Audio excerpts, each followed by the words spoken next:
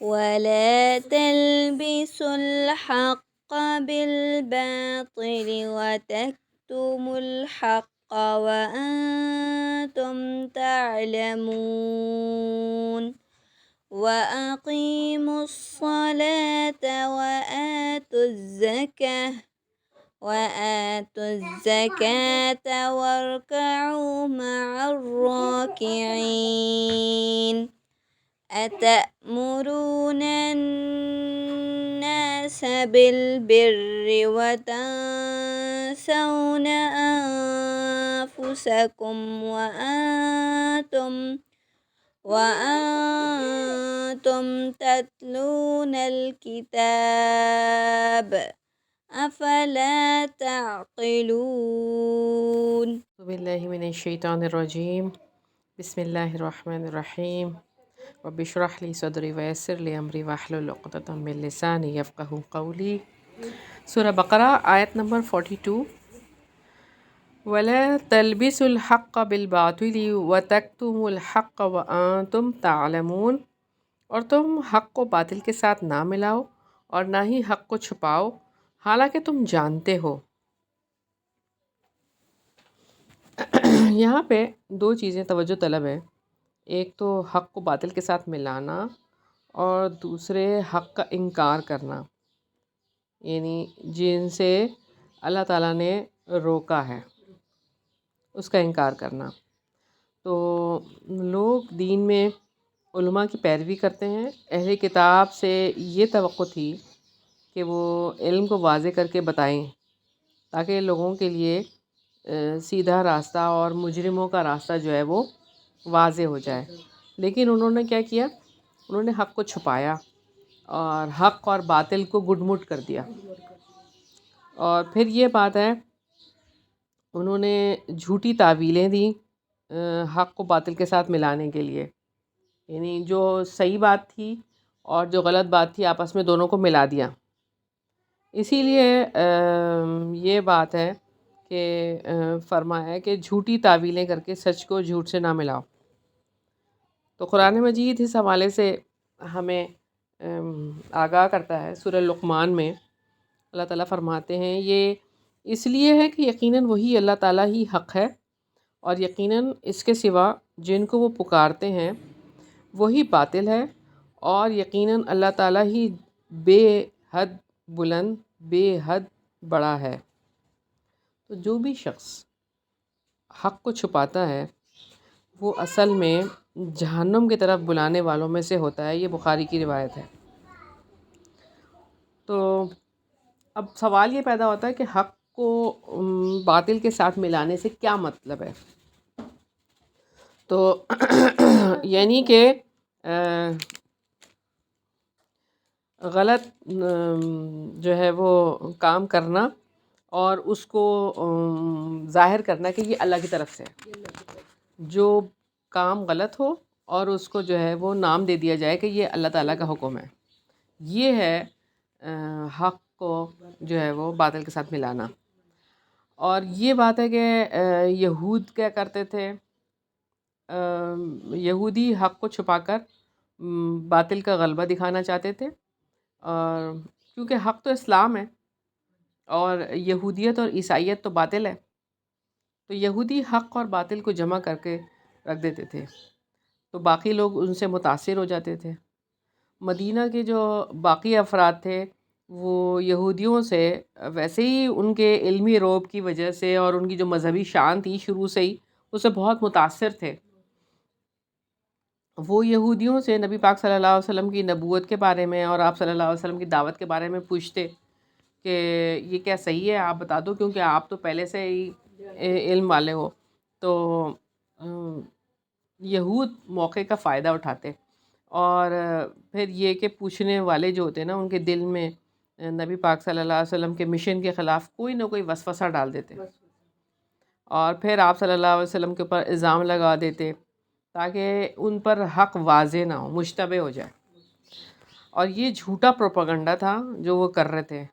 تو دراصل بات وہی آتی ہے کہ باطل کا رنگ تھا اور اس کو حق کے ساتھ ملایا جا رہا تھا، یہ تھا اصل کام ان کا۔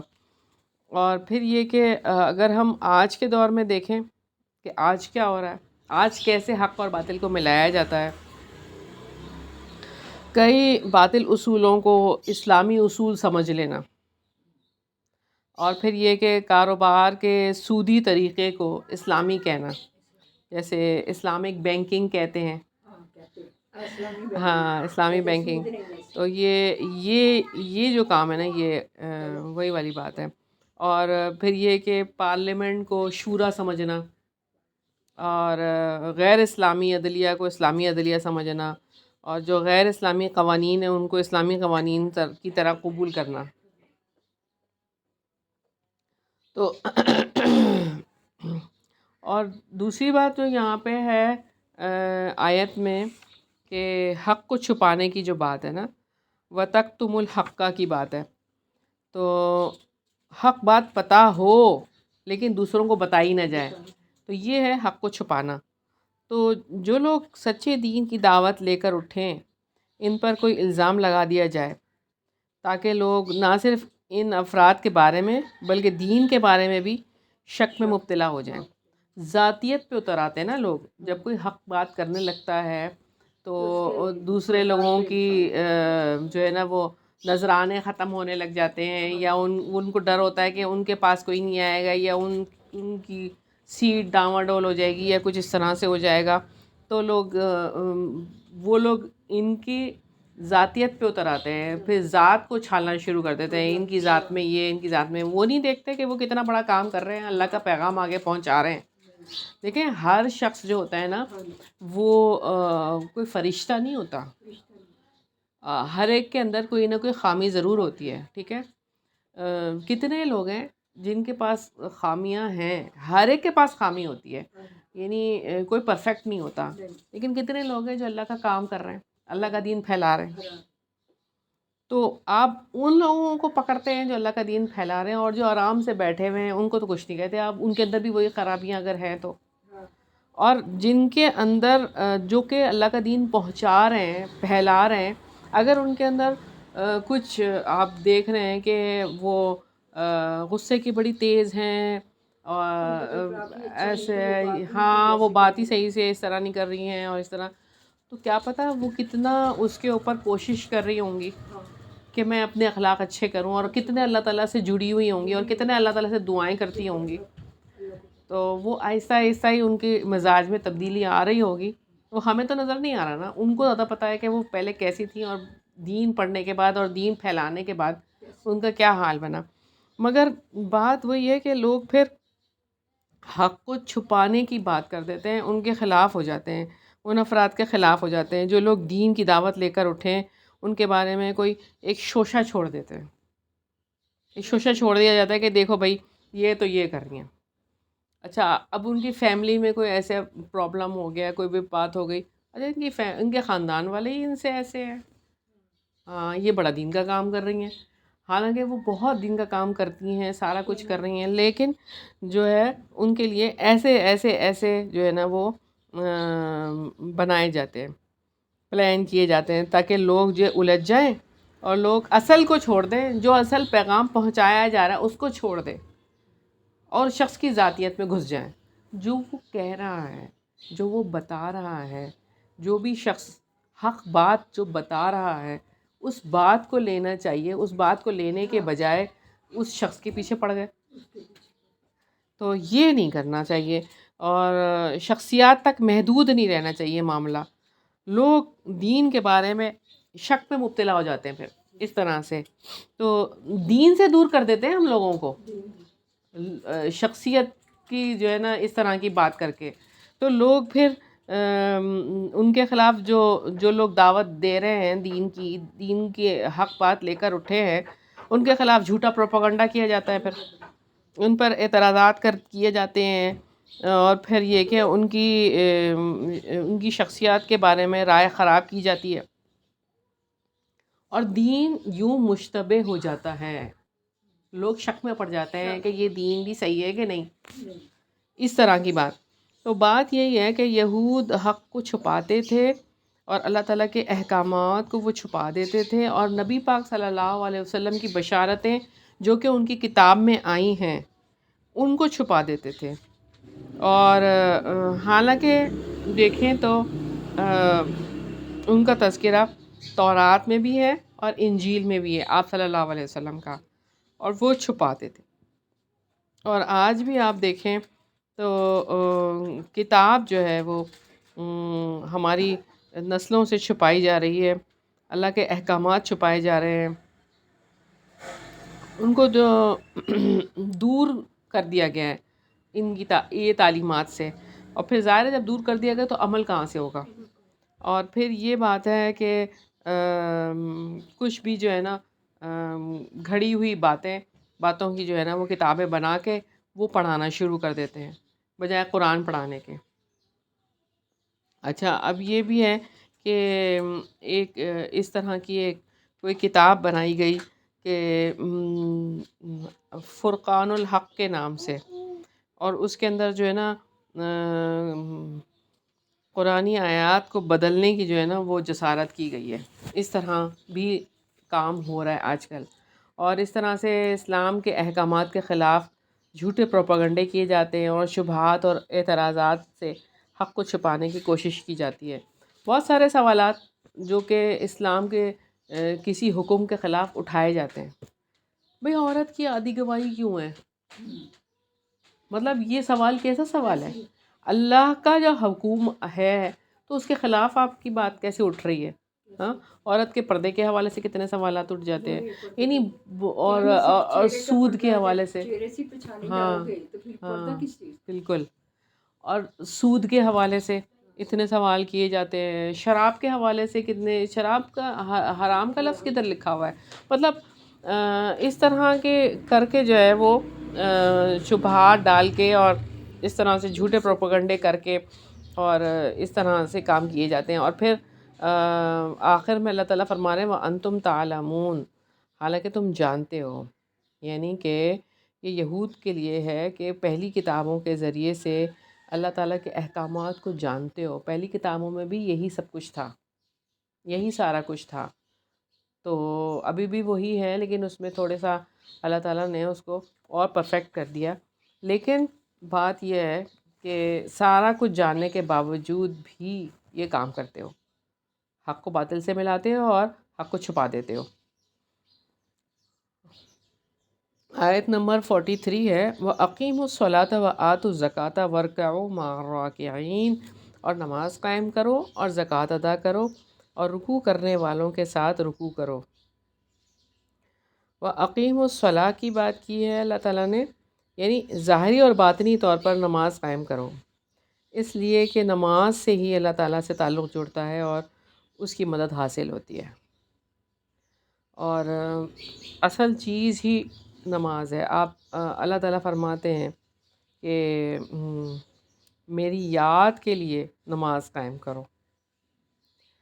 اور ہمیں ایک طویل حدیث میں بھی ملتا ہے جو حدیث جبرائیل ہے کہ تم نماز ایسے پڑھو جیسے تم اسے دیکھتے ہو، اور اگر تم اسے نہیں دیکھتے وہ تو تمہیں دیکھتا ہی ہے. تو نماز کی ایسی بات ہے. اور دوسری بات وَآتُوا الزَّکاۃ کی بات ہے، یعنی مستحق لوگوں کو زکوٰۃ دو. اللہ تعالیٰ کی طرف سے یہ عائد کردہ فریضہ ہے زکوٰۃ. جس کو صاحب استطاعت، یعنی جس کے پاس وہ زکوٰۃ دینے کی استطاعت ہے، وہ ہر سال ایک مقررہ شرح کے مطابق ادا کرے گا 2.5%. اگر آپ کے پاس جیسے آپ کو پتہ ہی ہے 7.5 تولے سونا ہو اور 52 تولے چاندی، اس کے بقدر رقم ہو یا جو کہ سال بھر رہی ہو آپ کے پاس بغیر کسی استعمال کے جمع شدہ، اس پہ جو ہے وہ 2.5% ہے. وَارْكَعُوا مَعَ الرَّاكِعِينَ، اور رکوع کرنے والوں کے ساتھ رکوع کرو. یہود کی صلاۃ میں رکوع نہ تھا. یعنی یہاں پہ جو بات خاص طور سے اللہ تعالیٰ نے یہ بات کہی ہے وَارْكَعُوا مَعَ الرَّاكِعِينَ، تو جو وہ نماز پڑھتے تھے یہودی، اس میں رکوع نہیں تھا. تو اللہ تعالیٰ نے یہ اس لیے اس آیت کے ذریعے انہیں تنبیہ کی ہے کہ اب آپ نبی پاک صلی اللہ علیہ وسلم کی اتباع کرو. جیسے آپ صلی اللہ علیہ وسلم نماز پڑھ رہے ہیں ایسی نماز پڑھو. آپ پہلے رکوع نہیں کرتے تھے، اب آپ رکوع بھی کرو. اور یہ کہ جماعت کے ساتھ نماز پڑھو. راکعین کی بات ہے نا، رکوع کرنے والوں کے ساتھ رکوع کرو. اس کا مطلب یہاں پر جماعت کے ساتھ نماز پڑھنے کے لیے کہا گیا ہے.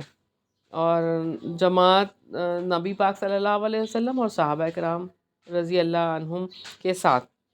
اور پھر یہ بات ہے کہ اس آیت میں علماء بنی اسرائیل اور بنی اسرائیل کے منافقین کو اس بات کا حکم دیا گیا ہے کہ وہ اللہ تعالیٰ کی طرف رجوع کریں، نماز پڑھیں، زکوٰۃ دیں، مسلمانوں کے ساتھ اسلام میں داخل ہو جائیں اور پورے طور پر اللہ تعالیٰ کی بندگی اختیار کریں. یعنی پورے طور پر مسلمان ہو جائیں. اس رکوع میں ان کو اس طرف اشارہ ہے.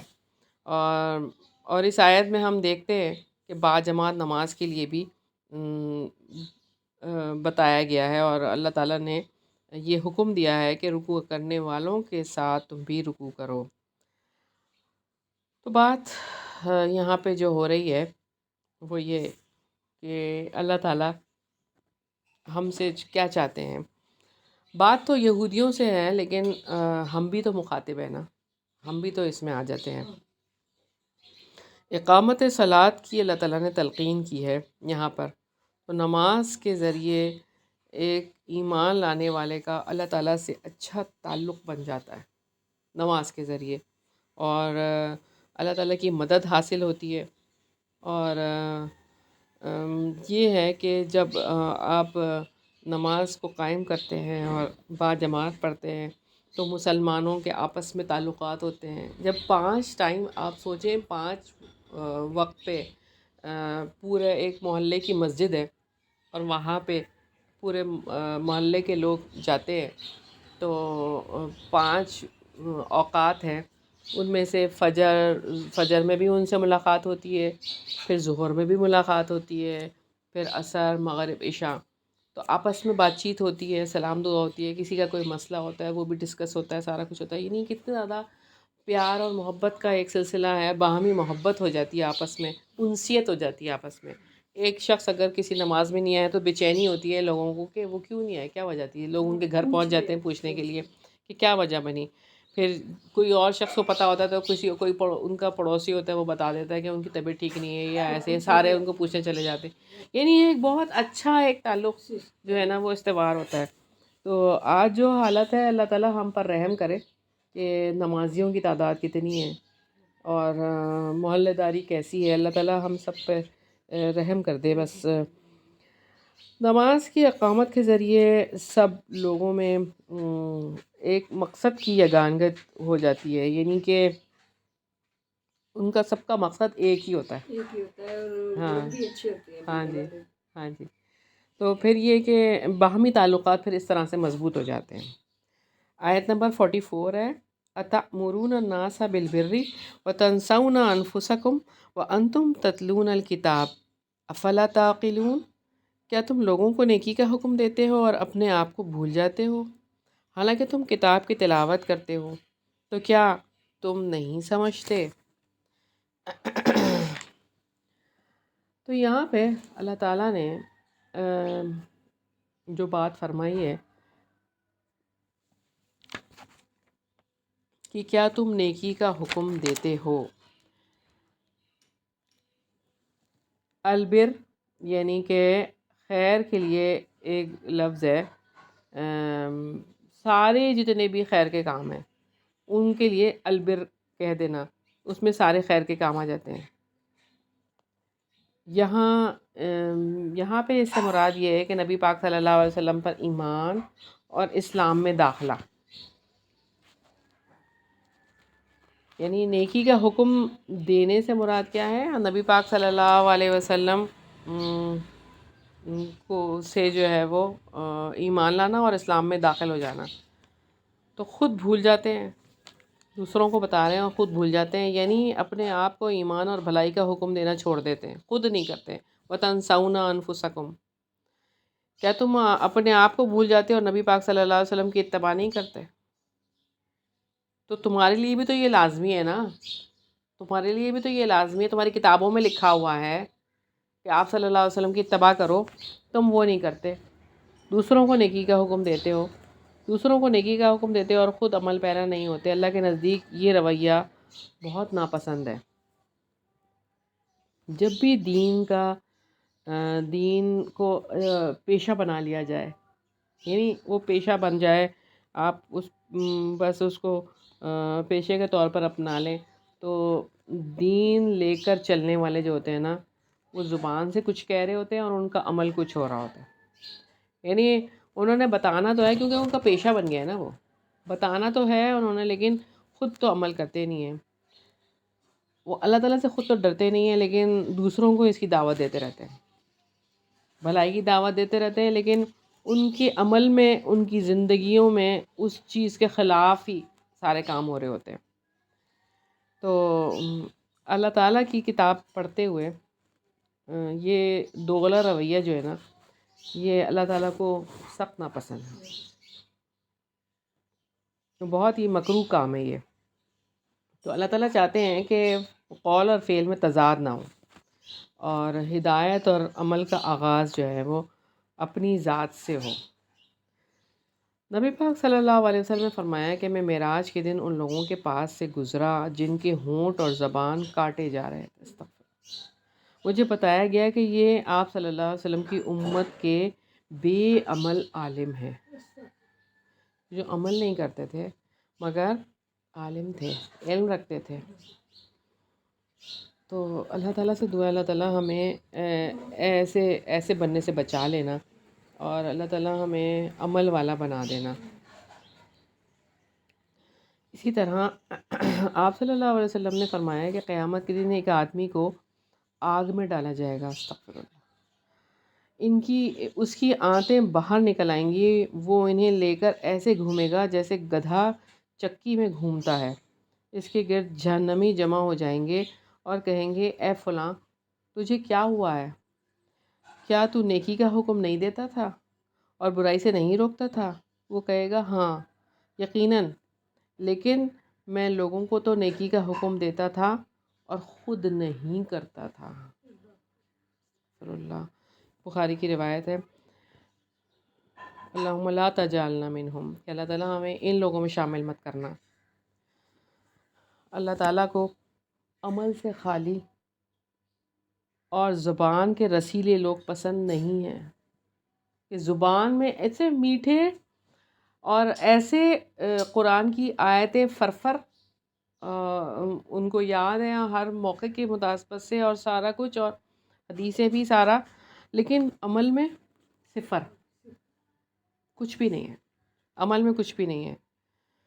تو اللہ تعالیٰ کو ایسے لوگ پسند نہیں ہیں، جو زبان کے رسیلے ہوں اور عمل جو ہے وہ خالی ہوں۔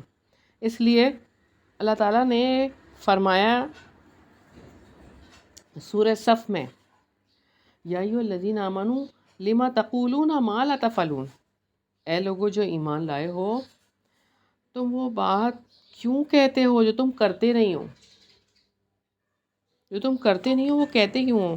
اچھا، یہ بات بھی ہے کہ میرے اندر ایک بات پہ عمل نہیں آ رہا، لیکن میں کسی کو بتاتی ہوں اس لیے کہ میرے اندر بھی آ جائے گا یہ، ہاں، میں اس نیت سے بتاتی ہوں دوسروں کو کہ یہ والی بات جو ہے نا وہ میرے اندر بھی آ جائے گی، اور جب میں بتانے لگوں تو اپنے اوپر سب سے پہلے میرا اشارہ ہو کہ سن لو غور سے اس بات کو، کہ یہ والی بات اللہ تعالیٰ نے کہی ہے اور یہ کرنی ہے۔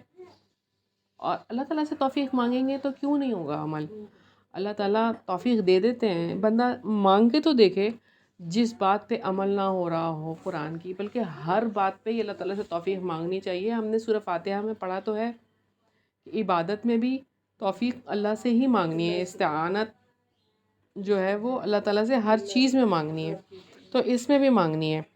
اور یہ بات ہے کہ آپ صلی اللہ علیہ وسلم نے فرمایا کہ جو عالم لوگوں کو بھلائی سکھائے اور خود عمل نہ کرے، اس کی مثال چراغ جیسی ہے کہ لوگ اس کی روشنی سے فائدہ اٹھا رہے ہیں لیکن وہ خود جل رہا ہے۔ استغفر اللہ۔ تو سوچنے کی بات ہے کہ ہم اپنے اندر کچھ نہ رکھیں، خالی ہوں۔ اور ویسے بھی جب آپ کے اندر کوئی عمل نہیں ہوتا تو آپ جیسے کہ خالی ڈبے کو اگر آپ بجائیں، ماریں تو کیسے آواز آتی ہے نا، گونجتی ہے آواز۔ خالی ڈبہ جیسے گونجتا ہے، ہاں بھرا ہوا تو نہیں ہوتا نا، تو وہ خالی جو آواز ہے نا وہی ہوتی ہے صرف، بغیر عمل کے لوگوں کے اندر۔ اللہ تعالیٰ ہمیں عمل والا بنا دے۔ اللہ تعالیٰ ہم سے سارے وہ اعمال کروا لیں جو نبی پاک صلی اللہ علیہ وسلم نے کیے ہیں۔ اچھا، ایک اور روایت ہے، نبی پاک صلی اللہ علیہ وسلم نے فرمایا کہ آگاہ رہو کہ سب سے بدتر علماء بے عمل ہیں، سب سے بدتر بے عمل ہیں۔ بے عملی کی وجہ سے نا معاشرے میں بہت زیادہ نقصان پھیلتا ہے، بہت زیادہ، کہ یہ جو رویہ ہوتا ہے انسان کی اپنی ذات پر، یہ بہت برا اثر پڑتا ہے، اور اس کے الفاظ جو ہے نا وہ کھوکھلے ہو جاتے ہیں بولنے والے کے، اور اللہ تعالیٰ کے عذاب کا وہ الگ مستحق ٹھہرتا ہے، اور معاشرے میں انسان کی بات کا کوئی پھر اثر نہیں رہتا۔ اس کے اپنے ہی نہیں کہتے ہیں آپ تو بس کہتی رہتی ہیں، یا آپ کہتے رہتے ہیں، اور اپنی اولاد ہی، اپنے لوگ ہی جو ہے وہ اس کے اگینسٹ ہو جاتے ہیں۔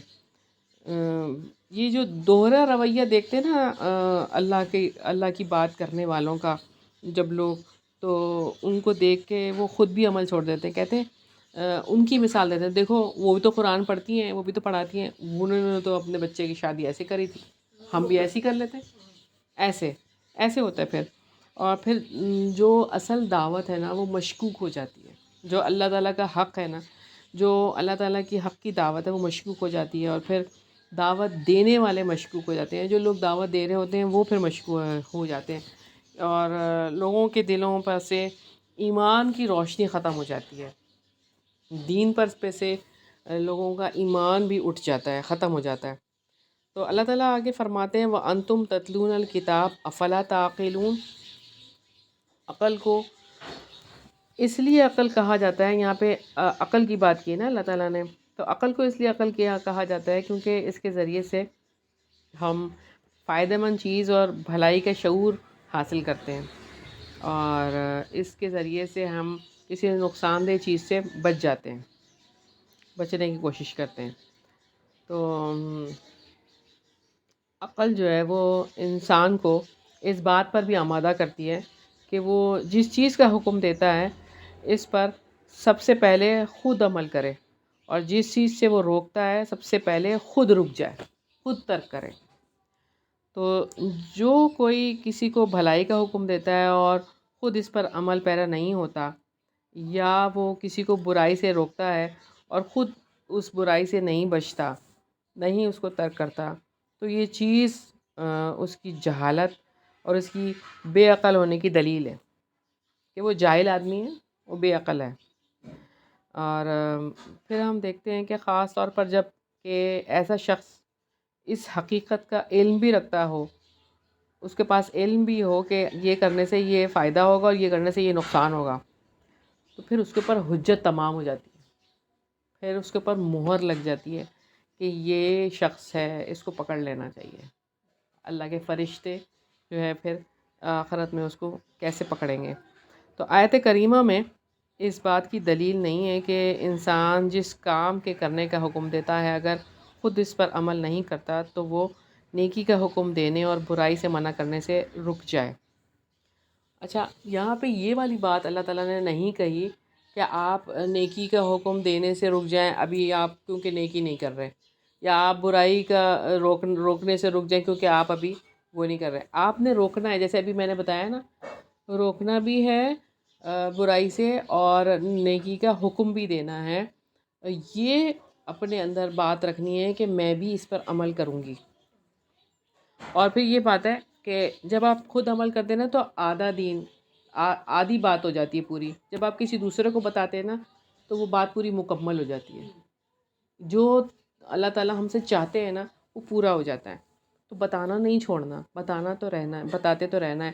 اچھا اب یہ بھی بات ہے کہ بہت سارے لوگ ایسے ہیں کہ جن کے پاس ابھی وہ نہیں ہے، مال اتنا نہیں ہے، استطاعت نہیں رکھتے حج کرنے کی یا عمرہ کرنے کی. کیا وہ عمرے کے بارے میں کسی کو بولیں، کسی کو نہیں بتائیں گے؟ کیا کسی کو حج کے بارے میں نہیں بتائیں گے؟ بتائیں گے، وہ بتائیں گے، کیونکہ ہاں ان کو بتانا پڑے گا. اور پھر کہ کوئی ایسی بیماری میں مبتلا ہو گیا کہ وہ روزے نہیں رکھ سک رہا، لیکن روزے کے احکامات وہ پڑھائیں گے، بتا دیں گے.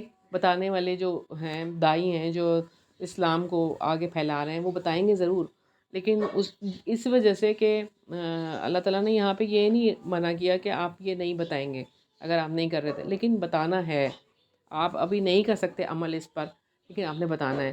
جیسے مثال کے طور پر کوئی زکوٰۃ دینے کا ابھی پوزیشن میں نہیں ہے، اس کے پاس اتنی استطاعت نہیں ہے زکوٰۃ دینے کی، تو وہ زکوٰۃ کے احکامات بھی پڑھائے گا، بتائے گا. اچھا یہ بات ہے کہ ہم دیکھتے ہیں کہ کتاب کی تلاوت کے انسان پر بہت ہی اچھے اور بہت ہی مؤثر اثرات جو ہے نا وہ مرتب ہوتے ہیں. جیسے کہ ہم دیکھ رہے ہیں کہ کتاب پڑھتے ہو تو کتاب کی تلاوت سے انسان کا رویہ بدلنا چاہیے. اللہ تعالیٰ یہ چاہتے ہیں جب ہم کتاب کی تلاوت کرتے ہیں تو ہمارا رویہ بدلے اور ایک ایسا انسان بنے جو صرف اللہ کی رضا کے لیے سارے حکموں کے آگے، اللہ کے حکموں کے آگے جھک جائے، جو ہر وہ کام کرنا چاہے کہ جسے اللہ تعالیٰ کے کرنے کا حکم دے اور اللہ تعالیٰ کے روکے سے اسے رک جانا چاہیے. اصل مقصد جو ہے نا کتاب کی تلاوت کا یہ ہونا چاہیے. اور یہ بات ہے افلا تعقلون کی بات ہے. اللہ تعالیٰ کی کتاب حق پر مبنی ہے اور انسان کو قول اور عمل کی سچائی سکھاتی ہے. یعنی اس کا قول بھی ایسا ہونا چاہیے اور اس کا عمل بھی ایسا ہونا چاہیے، بالکل ویسے ہی دونوں ایک جیسے ہونے چاہیے. تو کتاب کی تلاوت کرنے والوں سے یہ توقع ہوگی کہ کتاب سے وہ سچائی سیکھیں گے. اور پھر یہ بات ہے افلا تعقلون کی کہ یہ بھی احساس دلایا اللہ تعالیٰ نے کہ کتاب کی تلاوت کرنے کے باوجود نہ قول کی سچائی سیکھی ہے نہ ہی عمل کی. اگر تم عقل سے کام لو، غور و فکر کرو تو تمہیں اس گھناؤنی حرکت کا اندازہ ہوگا کہ تم کیا کرنے جا رہے ہو. یعنی تلاوت بھی کر رہے ہو، اللہ کے احکامات بھی پڑھ رہے ہو، اس پہ عمل بھی نہیں کرتے. تو تم دوسروں کو وہ بات کہتے ہو جو خود نہیں کرتے، خود عمل نہ کر کے عملی طور پر جو ہے وہ سچائی سے تم دور ہو رہے ہو. تو بے عملی کے ساتھ نیکی کا حکم دے کر پھر قول میں بھی، آپ کی بات میں بھی وہ اثر نہیں رہتا جب آپ کے عمل میں وہ بات نہیں ہوتی، بات میں بھی کوئی اثر نہیں رہتا. اتنی سی بات اللہ تعالیٰ فرمانے اتنی سی بات تمہیں سمجھ نہیں آتی. ہم اتنی سی بات اللہ تعالیٰ کی نہیں سمجھ سکتے، دوسروں کو منع کرتے ہیں اور خود منع نہیں ہوتے. تو اللہ تعالیٰ سے دعا ہے اللہ تعالیٰ ہمیں توفیق دے دیں کہ ہم جو بھی بات، جو بھی ایسا کام جو کہ حکم ہو وہ ہم پڑھیں، اس پر عمل ضرور کریں. ہم سے عمل کروا لیں اللہ تعالیٰ، اور وہ بات جس سے آپ نے منع کیا اللہ تعالیٰ ہم اس پہ عمل کریں، ہم اس سے رک جائیں. آمین ثم آمین.